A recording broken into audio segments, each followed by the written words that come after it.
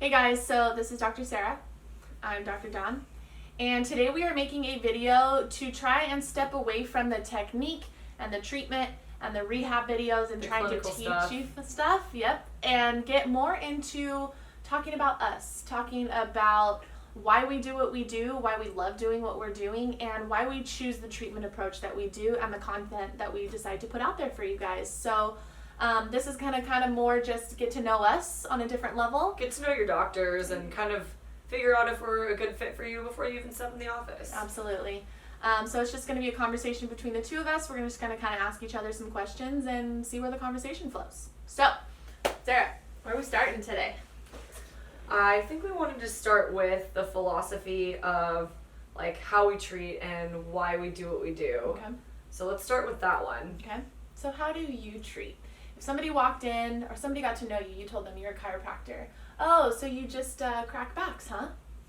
And I would say, to that question in specific, I would say, honestly, the back cracking is fun to do and a lot of people like it, but it's really just a small part of what we do. As chiropractors, the coolest thing that we get to do is we get to look at the person as a whole person, and we get to look at function. And what that means is we're not just interested in looking at somebody's structure and saying like, oh, you know, this x-ray says this, so therefore you must be in pain for the rest of your life or something like that. We look at the person, we look at the whole picture. Sometimes we'll have x-rays and they will say certain things, but it's the way that you interpret the person and like who comes into your door that makes us, I think, so special, and why people love coming to a chiropractor is because you know you're going to get personal care and you know somebody's going to look at you as a person and you're going to spend time with your patients and get to know them and get to know what their goals are. And so I think, you know, that's kind of where I start with when somebody says that to me, I always start with, we're so much more than just the people who crack backs. Mm-hmm. And how we start the treatment is by asking the patient a lot of questions, and we go from a functional perspective. And I'm going to start the next questions at you because I know I'm going to go off on a tangent real quick. Because I mean, you just threw me I think that's great, though. You threw me a home run. Like, I could literally just hit that out of there and just talk for 30 minutes off of what you just said. Yeah. So I want to flip it to you and say, well, I want to start by saying I look at function in the whole person, which I know you do too. Mm-hmm. So how does your model how does your model fit into that? And when somebody asks you the back cracking question, how do you kind of, you know, how does that play a part in your whole? And what else do you do? Yeah, absolutely. I think what most people don't understand is that chiropractors can do more than just cracking. The back cracking part of it is actually kind of the funnest part. It's one of those things that you kind of get addicted to, like really learning how to get that technique down and how to get that adjustment and how to hear that pop. And that was always the most exciting thing in school to learn because we're chiropractors and that's what we can do, right? But then as you go through the program, you realize, oh my gosh, this level of education is so much more different than just learning how to adjust a joint or how to assess in a joint or how to just look at movement. It's taking the whole person into account, and that's why it's a holistic approach. What a holistic approach is we take the person's mind, body, and soul into consideration when we talk about treatment, right? So I think that you and I both kind of treat in the same way in a sense that we don't want our people relying on us. We want to give people the autonomy that they have over their own body and learning that you guys have control over this. Yeah. And we have some really cool tools that we can teach you, and we want to share that with you. We don't want to keep it to ourselves and you have to come see me to be able to get out of pain. It's here's some tools that we've learned and we've seen with our experience that works with people. So try these out. Let's learn them together. Let's teach them to you together. And then you go off on your own and see where it takes you. If I were to just cap that into like a one sentence thing about our treatment philosophy, it's whole person and patient empowerment. You want to empower people to have the tools to stay healthy. And it's, I don't know, there's just something that's so much more rewarding about having somebody learn something about themselves than just having them rely upon you. Mm-hmm. And also I have to say, from a selfish standpoint, it makes it easier having somebody who knows how to take care of themselves so you don't get a phone call at midnight on a Saturday when you're asleep with somebody like, oh my God, I threw my back out again. They know what to do already if you've taught them. So don't call Sara at midnight is what she's saying. I will probably answer if you do. I'm that extra when it comes to my patients. Bad with boundaries, huh? It's something that you gotta learn as a new doc still. Absolutely. say that we're still learning a lot of things over here, but I definitely will go the extra mile for my patients, but I would prefer if you knew how to take care of yourself, because what if it was a Saturday night and I was in, what if I was in Finland running a race or something? We can't roll that out. I could be doing that at some point. Yeah, So absolutely. I have a question for you. It kind of popped into my head as we were talking, is when you first started chiro school, did you think that the way that you treat right now is how your life was going to look as a doctor?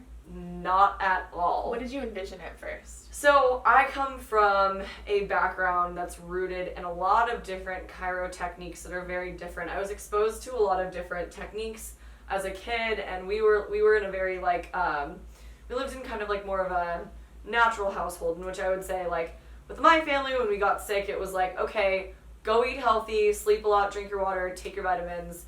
And, like, instead of eating, like, the comfort food that a lot of people go to when they get sick, it was like, nope, now you're going to eat 10 times healthier because you don't feel well and you got to get your immune system supported. Love it. And that's just kind of how we did things. We didn't really take antibiotics unless there was, like, a severe infection and stuff like that. So we were always kind of more along those lines. And so I thought, like, my job as a chiropractor was to kind of be a little bit more of, like, a natural medicine doctor. And I do some of that stuff, and I want to do more of it in the future, but right now I'm so musculoskeletal and rehab focused, and I didn't think that I was going to be using rehab exercise in the way that I do, or movements in the way that I do, or that I was going to be able to develop an eye for those kinds of things. So I'm going to be honest, like, visual stuff has never been my forte. So I would also turn that one back on you, and I want to hear what you have to say about it. Yeah. I think thinking about it right now, like, I don't know if I had a very clear vision of what it would look like. I just know that with my experience with chiropractic, the one thing that I loved the most is that they look you in the eye and they get to know you as a person and more about your life, and they put their hands on you and they take time to get to know you and to get to know your body and to treat you. And so ultimately, I took from that they are willing to get down to the bottom and the root cause of what was causing the pain. So I remember when I went in for my interview at school, they had asked me a certain question where I said, well, if we just get down to the bottom of what is going on and let's just fix the root cause, everything else will kind of fall into place with that. So I just knew that there was a certain type of doctor that I wanted to be. I didn't necessarily know that it was going to be like, I'm going to adjust them and give them exercises and then send them on their way. And then as we went through the program, I kind of found that a little bit. It's like, okay, be good at your adjusting technique and recommend exercises for them. Like, we'll spend a couple minutes doing ones that I think are going to be good for you, and then you go home and do them. I did not think that we were going to do it to the extent that we do now. Yeah. Where we spend majority of the visit making sure that you're doing those exercises the way that they should be done, pain-free. And then when you go home, you know exactly how they should be done, and you know how to challenge yourself through it. And I think that is such a game changer. Also mind-blowing, because honestly, teaching somebody how to move in a way that's not painful for them is just, like, something that I think is truly unique. And I think that there's a lot of people that are, a lot of other types of specialties or healthcare professionals out there that are close to that. But being able to look at from diagnosis, from patient history to diagnosis, to being able to get to the movement side and tying those things in together, I think is kind of what sets us apart at this point. Mm-hmm. And I think it's really cool how you kind of get to be a detective and start from those, like, wee scraps of, like, oh, well, you watch the patient walk in, they're wearing Velcro shoes, and they're like a 45-year-old, like, gym man who likes to go to the gym, and you're like, Velcro shoes. I bet you he has a hard time tying his shoes because he has back pain. And then he tells you that. And then you're like, okay. Mentally exhausting it is, because you're constantly trying to piece things together, and you think you have a plan before they come in, and you're like, all right, well, I know this off of this person, so I'm going to maybe start with this route. And then they walk in and they surprise you with something, and you're just like, okay, so you're piecing it together, and the moment they walk out the door, you're just like, deep breath. That was exhausting. Not in a bad way. It's just like, it's almost like you got to get up an endurance in your mind for it, right? Yeah. Yeah. And I would say that our kind of philosophy of treatment for both of us is, like, very much that, like, having to put the puzzle pieces together and also having to learn how to shift it and look at something else and look at these little weird scraps that people are giving you. Like, when somebody says to you, like, some weird thing like, oh, I wear my clothes differently because of the pain, and you're thinking, okay, what do those movements have in common? And what do they tell us? Like, what structures are being affected when you move that way, and you know, you can't zip up your clothes, or like, you know, you wear zip ups because you can't button, or whatever it is, like something like that. Or I've been changing the way that I like do, like wear pants, or, you know, get out of the car, or whatever it is. And so I kind of like the fact that you have to like constantly keep shifting your framework as you get more information about the patient, because you get a lot of info in the first visit, but then as you get into like deeper visits with the person, you have more and more pieces as you watch them kind of move through the steps of rehab.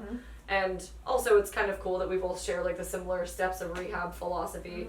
Shout out to Dr. Gonzalez for that one. Yeah, absolutely. Well, cool. Let's see here. What else do we have? Let's stick on topic, Sarah. We know that we have a lot of good crumbs that we want to save from this video to start to go to the next video that we're going to kind of do a conversation about why we did what we did. So we're getting kind of close to that. We want to make sure that we save those little crumbs in for the next video, kind of reel it in. And I think there's a couple more things I wanted to ask you about, like your philosophy.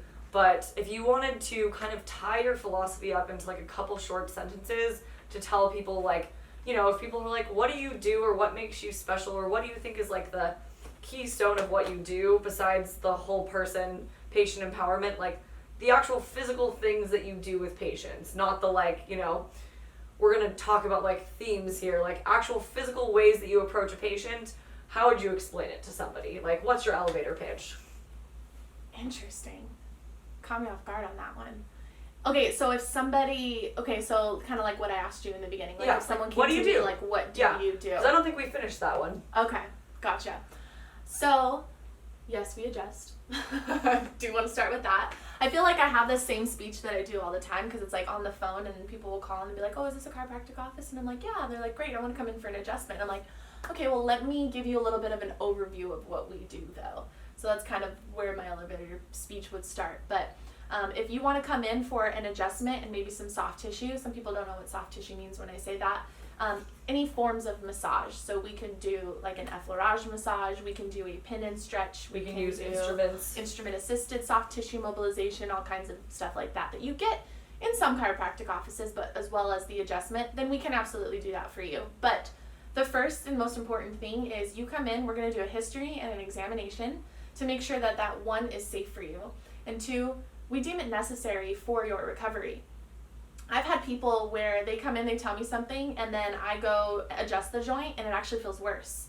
Or I go do some soft tissue in that area and it feels worse. Yeah, like that one girl that you were dealing with, the runner.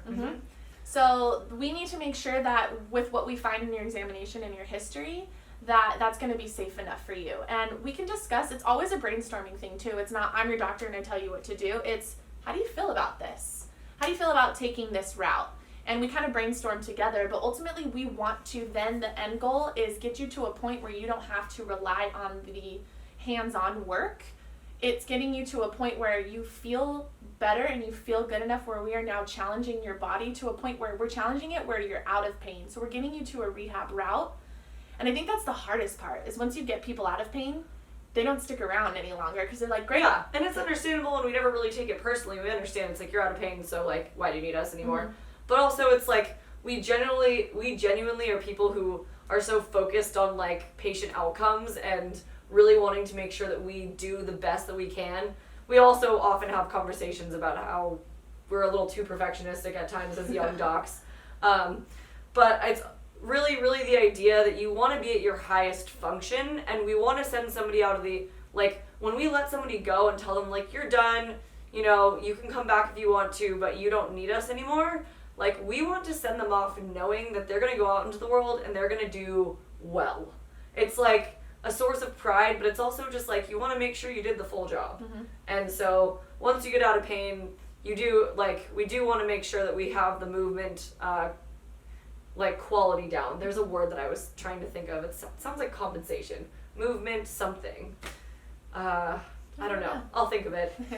But ultimately, it's that what we do afterwards once you're out of pain, because I think it's really important to us as doctors that we don't fall into that category of, there's so many phone calls I've had with people where they say, well, I've gone to this person or I've done this and it helped for a little bit, but then it came back. Well, ultimately, if you don't stick to a long-term, I wouldn't say long-term treatment plan where you need to come in twice a week for the rest of your life, not a thing but here. more that stick to what we tell you to do, whether you come and see us or not, for a certain amount of time, then we know that your long-term results are going to be successful. And I think that is the hardest part for people to kind of grasp is, although you're out of pain, you're not done yet.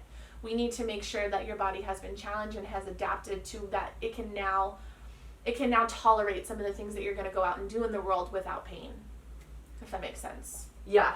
And I guess I'll finish up the video by saying, I think that what we do is we really try to put patients through like lifelike movements and loads, and we really try to make sure by the time you leave our office, if everything goes according to plan, that you can handle literally what life loads you up with. There you go. What So, it throws at you. What it throws at you, and you can go out there and do those, like whatever it is that you're trying to do in your life, we've gotten you through the rehab to test and make sure that we know that you can go out there and lift those weights or pick up your dog, and you know how to do it safely without irritating those structures that we spent so much time getting out of pain. So I think at the end of the day, that's kind of like what our final thing is. Yeah, absolutely. So I think we'll end the video right there, and if you want to stay tuned, I think we'll start with our next video, which will be why we ended up in this crazy profession in the first place. Sure. If you guys have any questions too, if you want to know a little bit more about anything, like please just leave a comment below, reach out to us.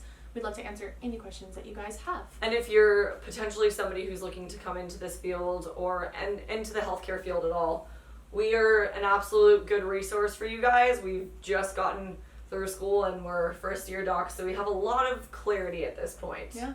And experience. So much more to learn too, right? Yep. Hit the subscribe button too if you want to see our next couple conversations. Because I had to do that. Yeah. Trying to build the channel here, not gonna lie. Have a good one, guys. Bye, guys.